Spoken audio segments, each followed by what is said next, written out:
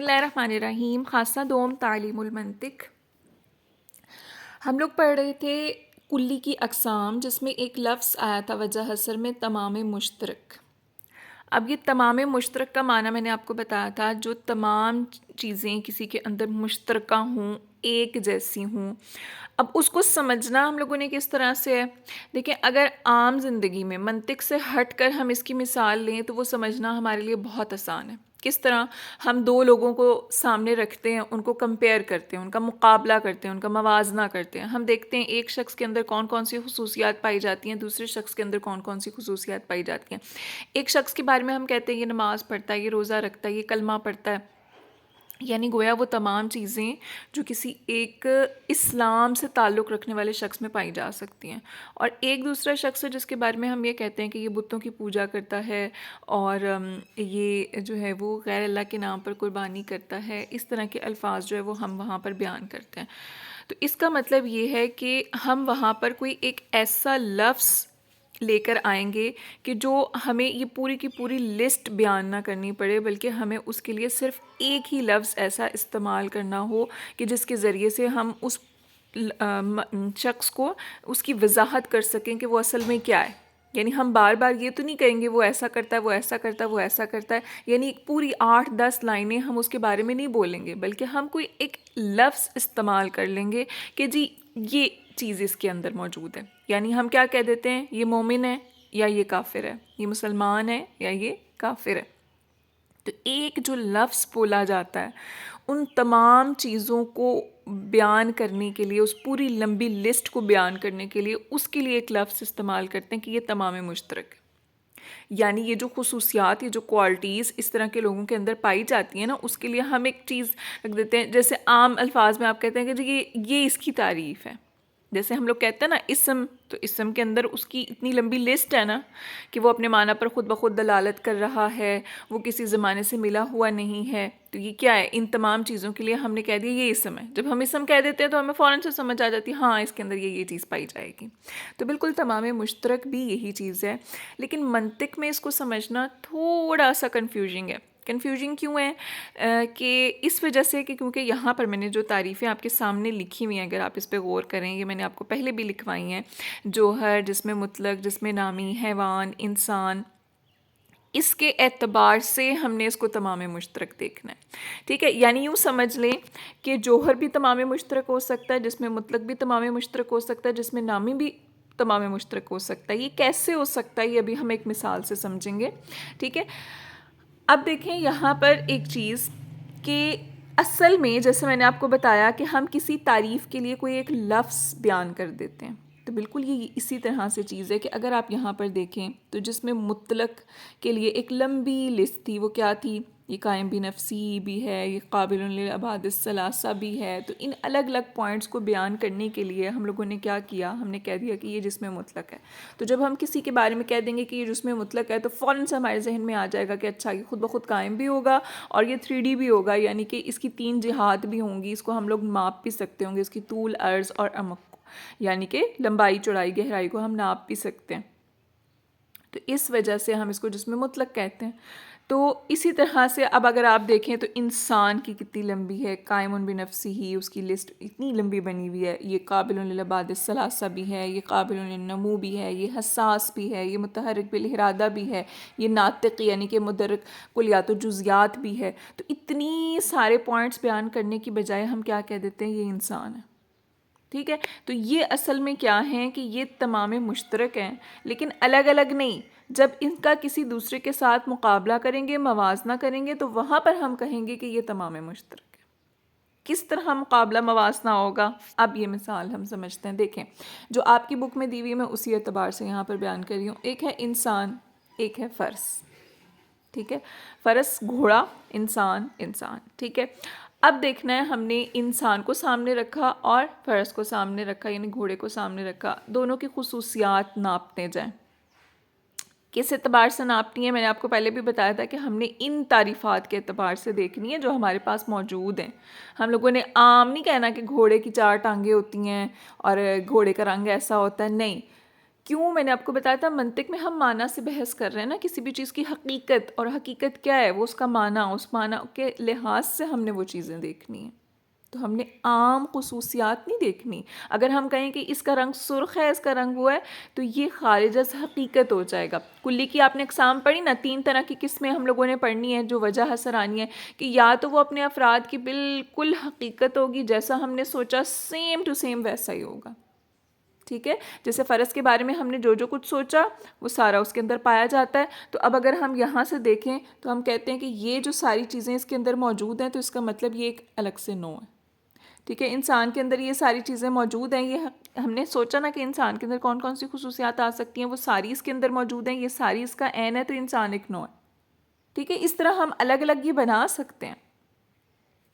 لیکن جب ہم لوگ کہتے ہیں کہ یہ اس کا عین نہیں ہے بلکہ اس کی حقیقت سے خارج ہے، تو پھر اس کے بیچ میں وہ چیزیں آئیں گی کہ یہ سرخ رنگ کا ہے، یا یہ جو ہے وہ بہت تیز دوڑتا ہے. یعنی وہ جو خصوصیات ہم بیان کرتے ہیں، حقیقتیں نہیں، معنی نہیں، اس معنی سے ہٹ کر کوئی اور معنی اگر ہم بیان کرتے ہیں تو وہ آ جاتی ہیں خصوصیات.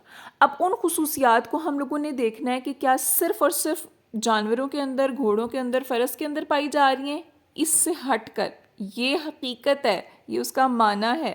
ٹھیک ہے، فرس کے اندر صرف وہ چیزیں پائی جا رہی ہیں اس کی جو خصوصیات ہیں، یا انسانوں اور جانوروں دونوں کے اندر پائی جا رہی ہیں. اگر صرف اور صرف وہ جانوروں کے اندر پائی جاتی ہیں، یا صرف اور صرف وہ انسانوں کے اندر پائی جاتی ہیں، یعنی ایک ہی طرح کے لوگوں کے ساتھ وہ خاص ہوتی ہیں، تو ان کو ہم کہتے ہیں خاصہ. اور اگر وہ الگ الگ لوگوں کے ساتھ خاص ہوتی ہیں، یعنی انسان کے اندر بھی وہ خصوصیات ہیں، فرس کے اندر بھی وہ خصوصیات ہیں، شجر درخت کے اندر بھی وہ ساری خصوصیات ہیں، تو پھر ہم کہیں گے کہ یہ عرض عام ہے. ٹھیک ہے، یہاں پر ہم جو 2 چیزیں سمجھنے لگے ہیں، جو تمام مشترک کے ذریعے ہم سمجھیں گے، وہ کیا ہوں گی کہ جب کلی اپنے افراد کی حقیقت کا جز ہوگی، اس کے اندر کچھ چیزیں ہیں، کچھ چیزیں نہیں ہیں.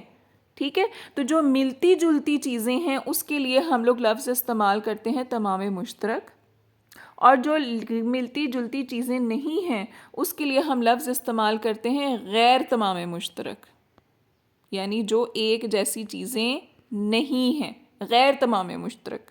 ٹھیک ہے، تو جو تمام مشترک ہوگا نا، وہ کس کے اندر آئے گا؟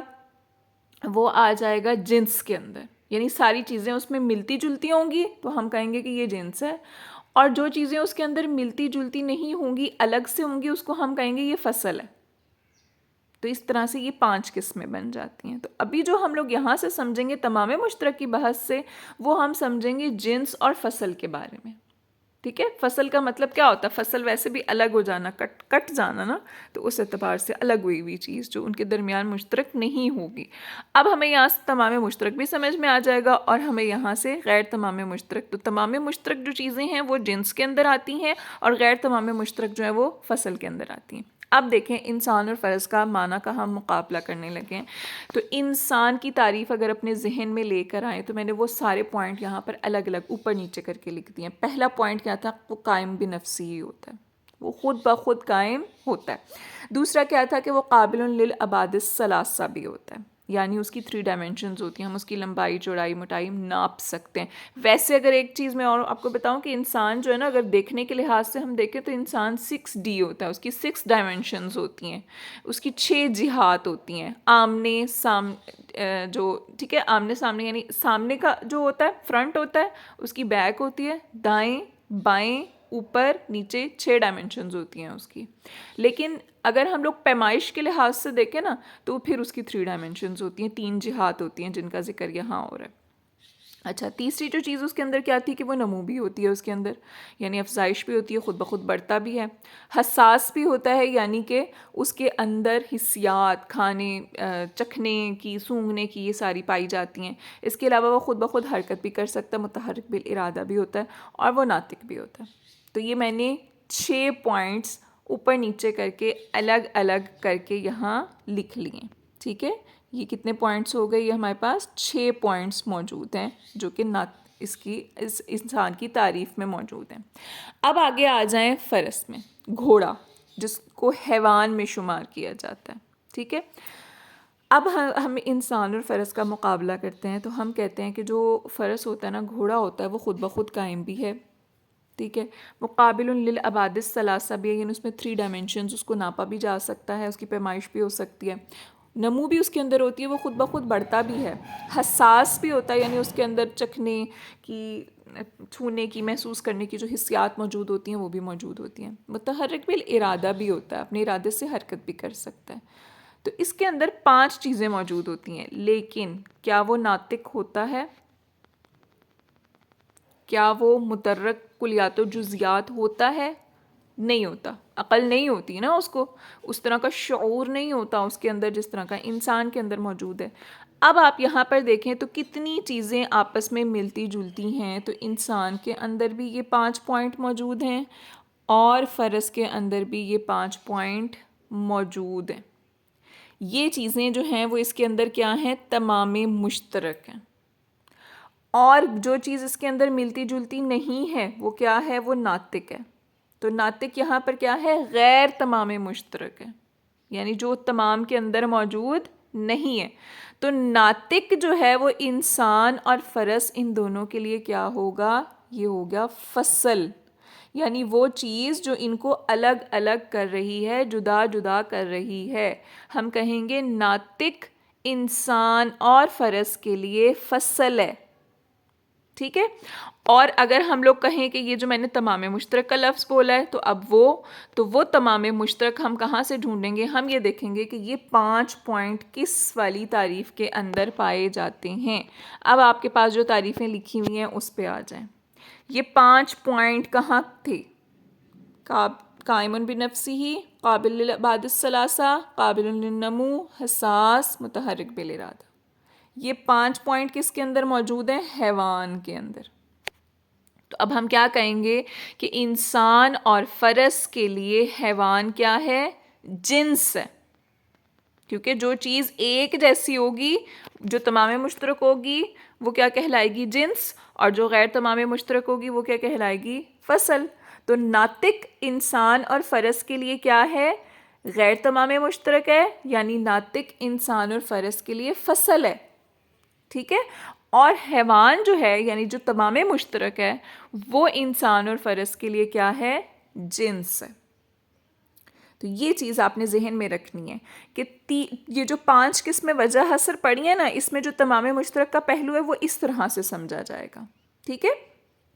تو تمام مشترک میں اگر آپ دیکھیں، میں نے وہ یہاں پر جو ہے نا اس کی باقاعدہ سے جو آپ کے پیج میں جو موجود ہے، جو آپ کے کتاب میں موجود ہے صفحہ، میں نے اس کی تصویر یہاں پر بیان نہیں کی، لیکن اسی کو مثال کی صورت میں جو انہوں نے وہاں سمجھایا نا، وہی چیز میں نے یہاں پر سمجھا دی ہے کہ انسان اور فرس کا جب آپس میں موازنہ کیا جاتا ہے، مقابلہ کیا جاتا ہے، تو انسان اور فرس کے درمیان جو جزء مشترک آتے ہیں، ایک جیسے جز آتے ہیں۔ ایک جیسے جز کون سے تھے؟ یہ 5 جز ایک جیسے تھے۔